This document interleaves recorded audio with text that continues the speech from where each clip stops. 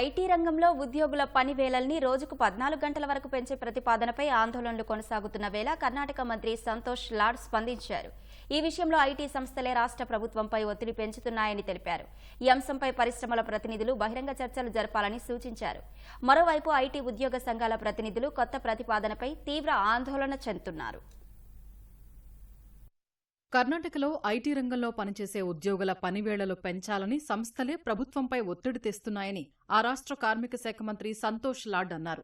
IT ఉద్యోగుల పని గంటలు పెంచాలని సిద్దరామయ్య ప్రభుత్వం తీర్మానించడంతో ఉద్యోగుల్లో ఆందోళన మొదలైంది. దీనిపై స్పందించిన కార్మిక శాఖ మంత్రి పనివేళలు పెంచాలని ఐటీ సంస్థలే ప్రభుత్వంపై ఒత్తిడి తెస్తున్నాయని వెల్లడించారు.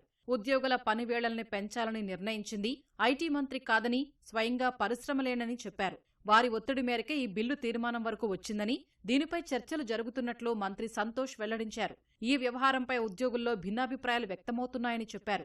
దీనిపై పారిశ్రామికవేత్తలు బహిరంగ చర్చ జరపాల్సిన అవసరం ఉందని మంత్రి సూచించారు. ప్రజలు కూడా దీనిపై తమ అభిప్రాయాల్ని పంచుకోవాలని కోరిన సంతోష్ అప్పుడే ఈ సమస్యకు సరైన పరిష్కారం దొరుకుతుందన్నారు.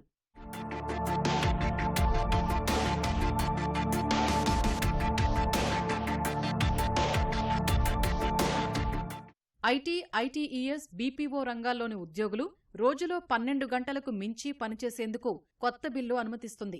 రోజులో గరిష్టంగా 14 గంటల చొప్పున పనిచేయటానికి వీలు కల్పించేలా ప్రతిపాదిస్తుంది.